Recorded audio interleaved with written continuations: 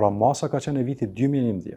Pse nuk është reaguar nga viti 2011 nga prokuroria themelore për kitazim me këtë pronë, ashtu që asnjëra nga palët e mos shfrytëzoi këtë pronë. Pse është vepruar vetëm kur është kërkuar lirimi i asetit lirimi i asetit pra nga AKP-ja, asetit që është administruar drejtje nga ana e tyre. Dhe cila është baza ligjore, mbi të gjitha, edhe në dijenin dhe në praktikën juridike, ne dimë që duhet të ketë një urdhër të shkruar.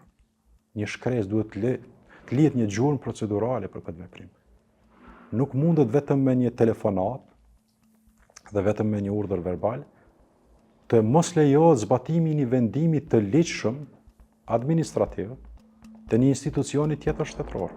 Përkundërse masa e sigurisë është vendosur për të mos e lejuar pronarin Sherifi që ta shes pronën, kryeprokurori Qerkini i vë kuptim tjetër. Qerkini pretendon se duke e liruar pronën nga pala e tretë, në këtë rast nga biznesi që e kishte marrë me qira nga AKP, e që nuk është palë në procedurë gjyqësore mes familjes Sherifi dhe AKP-s, bie në kundërshtim me masën e sigurisë. Pra, mos ofrimi i mbështetjes për ta liruar pronën, duke u thirrur në masën e sigurisë, nuk përkon me qëllimin e masës.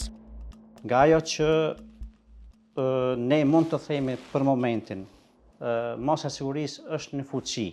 Ne nuk mund të ndryshojmë një vendim gjyqësor, si prokurori apo si polici, me të gjitha ato që i ka dhënë ajo masa e sigurisë. Masa e sigurisë e dhënë në vitin 2011 është bërë për mos qetërsimin e kësaj prone, derisa të përfundon procedura gjyqësore.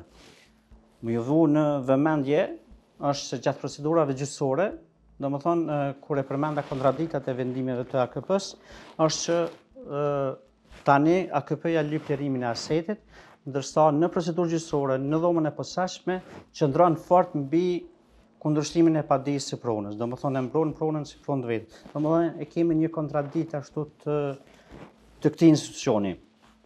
Ne nuk mund të him në detajet e masës së sigurisë. Masa e sigurisë është që mos të ndërmerret asnjë veprim.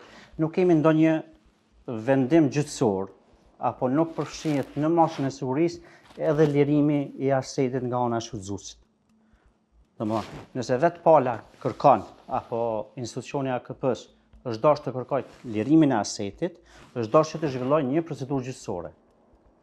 Dhe që kemi një vendim gjyqësor nga gjykata civile, qoftë të plotësohet masa e sigurisë, qoftë të nxjerrë një vendim gjyqësor për lirim pronës nga ana e shfrytëzuesit. Atë vendim gjyqësor ne nuk e kemi. Përderisa ne nuk e kemi një vendim gjyqësor të tillë, dhe masën e sigurisë e kemi në fuqi që prona të jetë ashtu siç është. Ne nuk mund të udhëzojmë policinë që të merr veprime kundër kësaj masë sigurisë, sepse ne si prokurori dhe si polici i kishim të kalu autorizimet tona. Sipas avokatit dhe familjes Sherifi, masa e sigurisë nuk u ndalonte atyre të posedonin me pronën, por vetëm i ndalon tjetërsimin, pasi sipas tyre janë të vetmit që posedojnë dokumente të vlefshme juridike, ndërsa shfrytëzimin nga persona të tretë, avokati e quan nonsens. Kjo nga ana ime profesionale si avokat apo si njerëz i ligjit, kjo është një lapsus, një nonsens, nuk ndodh askund në botë ku i mohohet pronari legjitim shfrytëzimi.